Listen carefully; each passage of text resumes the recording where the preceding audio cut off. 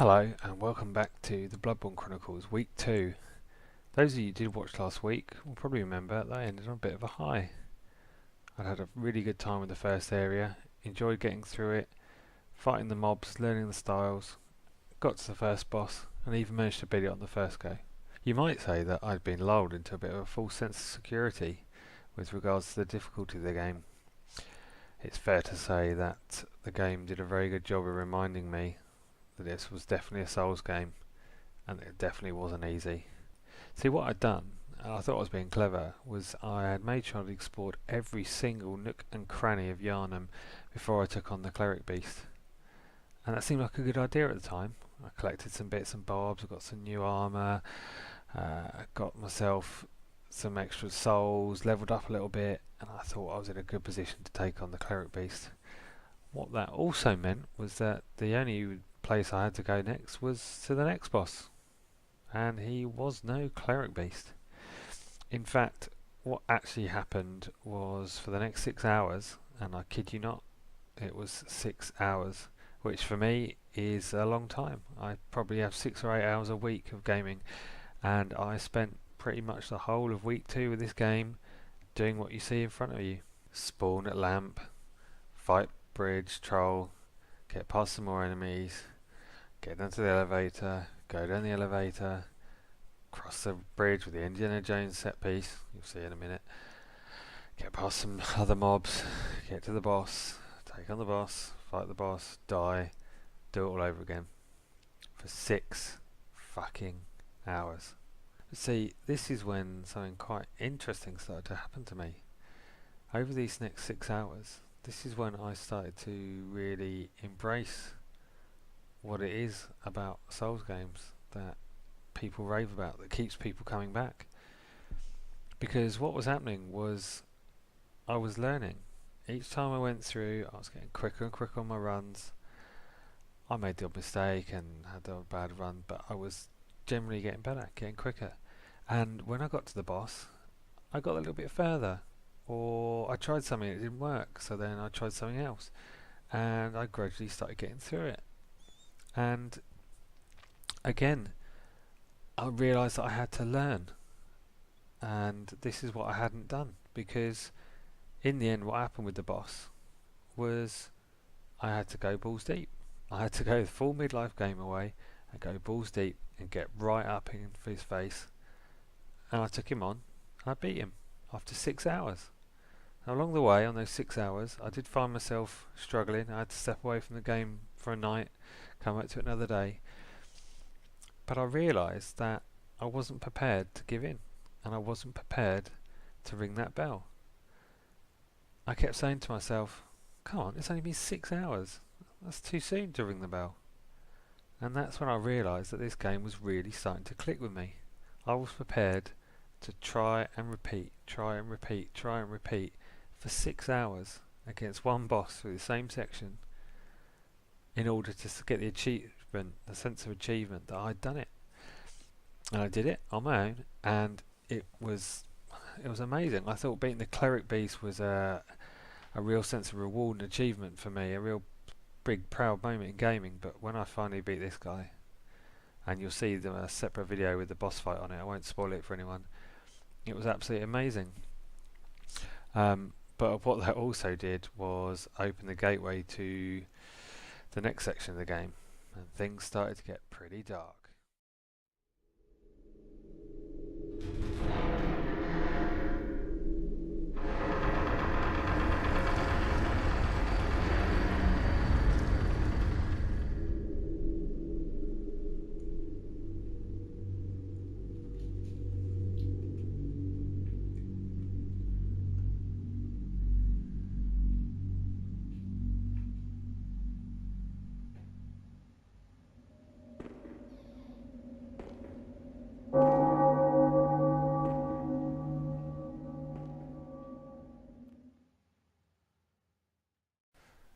So by beating the second boss, we get to the next area, which is the Cathedral Ward, and the lamp is in this creepy old cathedral with statues and candles and some strange little creepy guy on the floor who we'll meet in a minute. and it seems like it's just going to be more of the same sort of aesthetic that we had in the previous area of Yarnham. But as we come out the cathedral, you begin to see that things are starting to change a bit.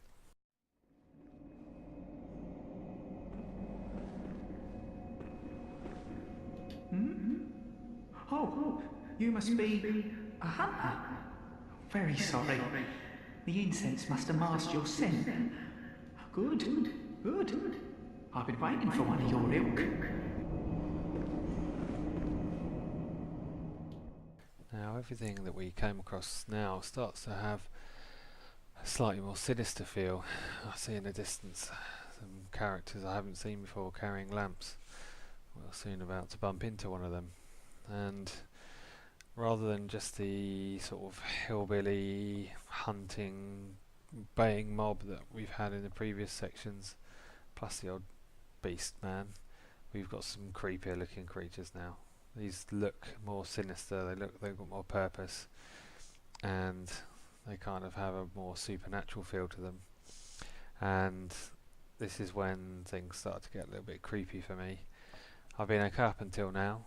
I haven't minded the sort of setting, but these guys feel like they mean business, and things are starting to take a more Dark Soulsy kind of turn, I guess.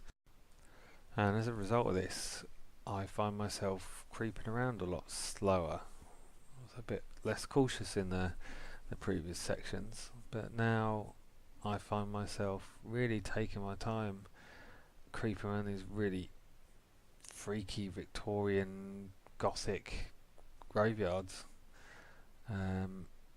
There's a fog in the air that makes it hard to see. You don't know if there's going to be something hidden away in there. It wouldn't surprise me if something leapt out. That's the sort of thing that From Software do. But that's what this game's about. It's about surprises, it's about things getting switched up. And whereas I thought I was comfortable after week one, the boss certainly made me realise that I wasn't. And then coming straight from the boss to this sort of newish environment, although everything looks the same, there's definitely more to it. It just keeps things fresh, and as much as I am creeping round in the dark here, I really want to explore. And in exploring, you get to find new stuff, some good, some bad. Obviously over there it wasn't good for this fellow, but there's some loot for me. It's not a lot, but there's some health. Is 6 health a good thing to get from a body in the middle of a graveyard? I don't know, because it probably means some bad shit's going to happen, but you know, that's what this game's all about. And there we go, so we've got some more loot, and I'll get a bit more gung-ho as I creep around the graveyard. But just when you think you're feeling safe in an area, you think everything's okay, some weird shit goes on, and you find yourself just thinking, what the holy shit was that?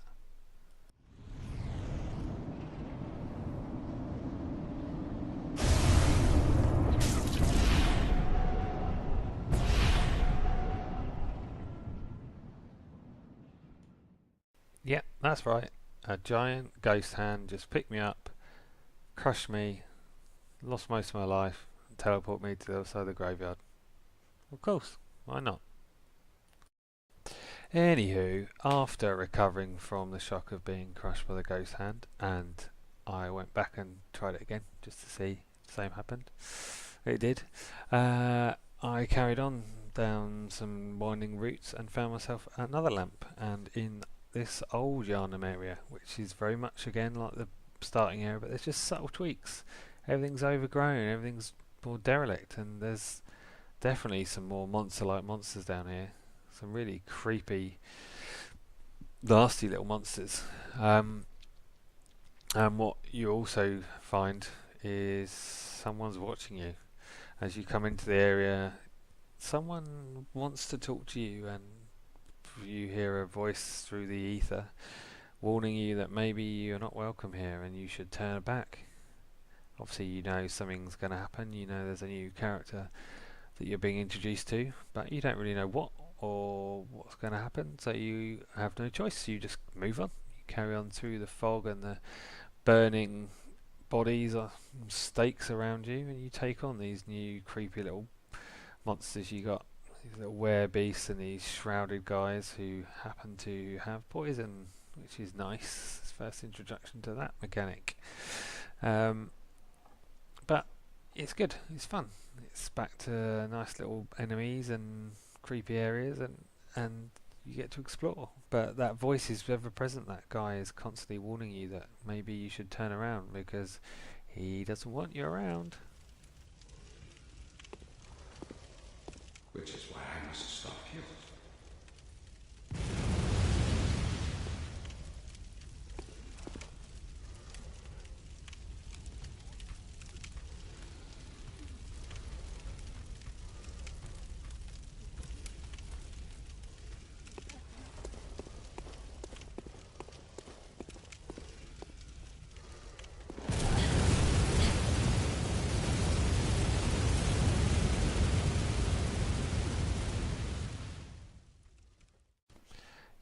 That's right. There's a guy on top of the clock tower with a very powerful machine gun shooting the shit out of you whenever you pop your head out of cover, which I wasn't expecting, and it seems like a hell of a mismatch between me with my totally rangeless weapon and a guy on a high vantage point spewing out rains of bullets over everyone. But it is what it is, and I had to start figuring out how I was going to deal with him. And what I found was I spent most of the last few hours of my second week with this game trying to deal with this guy. I had about 3 hours one night streaming on Twitch, people watching, trying to get past this guy, and just banging my head against a brick wall. You get slightly further again each time. I can push further, learn where it's safe, and where the mobs are. But it was just really tough. This section now, you have no choice but to make a dash for it because you're exposed otherwise. And it's just a full-on ambush. A total full-on ambush. And I died here so many times. I just spent so long in this doorway, just edging out, popping back, edging out, popping back, and eventually I was like, nah, I've had enough of this. I'm just gonna make a dash for it. I know there's something in that fog. I know it's not going to be good, but it's time to do it. So I got my balls out of the bath and I made a dash for it into the unknown, and it was kind of a bit like Blackadder Goes Forth, really. Just decided to go for it. Come on then, have some. I'll have you. That's it. You and you. Yes, ain't two. Oh no, there's three. Oh, I'm getting shot. Come on, you bastard. You can't take me down. I don't need an arm. I don't need another arm. It's not going well. It really wasn't going well. Look, I've still got most of my health. And they're down. There's only one left, and oh dear. Oh, very dear. And that was kind of the pattern for the next few hours.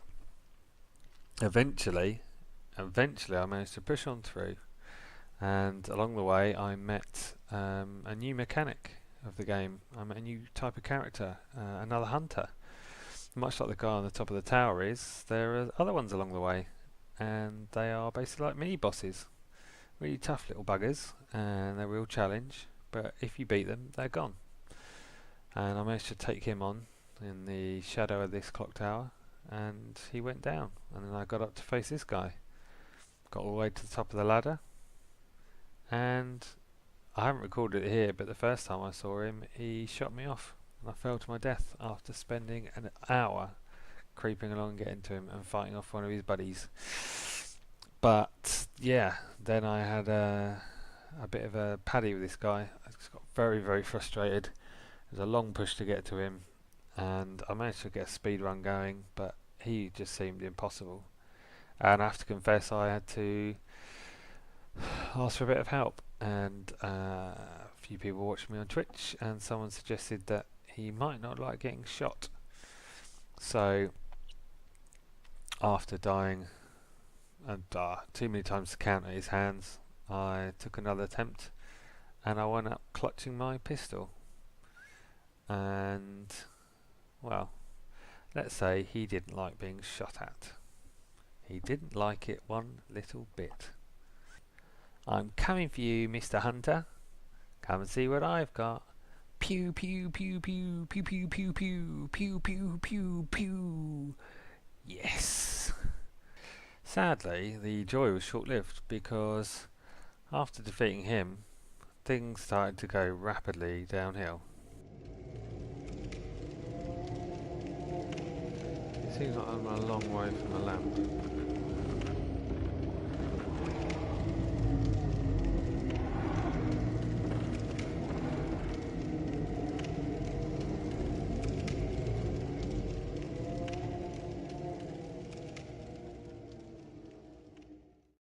Yep, I am in a creepy old cathedral full of moaning monks making all sorts of horrible, horrible moaning, chanting noises, and I'm really starting to lose my shit.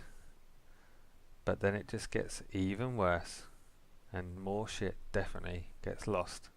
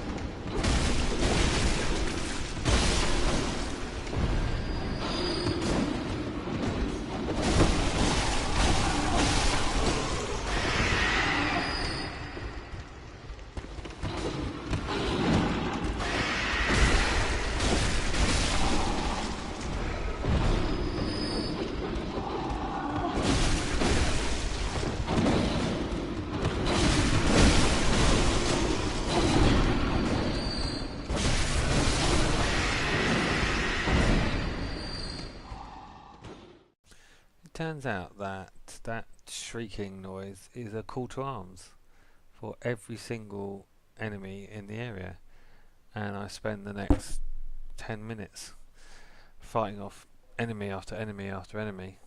Luckily, I managed to contain them in this doorway, using the terrain to my advantage, I believe it's called.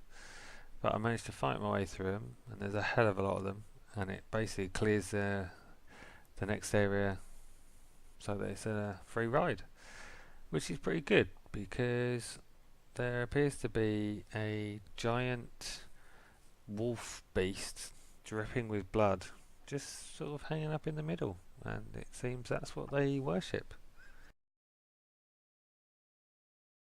And what's weird is I've playing this game for such a while now that I'm trying to preempt it and work out what it's going to throw at me, and I spent so long in this room convinced that that thing was going to drop down and be a boss, and thankfully it wasn't, because I don't think I was really ready to take on that thing giving me a load of hassle in the middle of this old cathedral.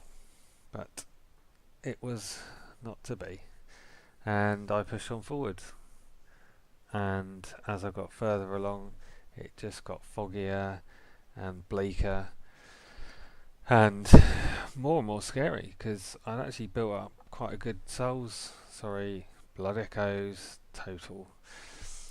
12,000 is probably not a lot for some of the people I know playing this, but for me that was quite a lot, and I'd been playing on this run without dying probably for about an hour and a half, and it's about this time that I kind of suddenly realised that that's where I was, and I was at risk of losing all that progress. If I died now, I'm miles from a lamp.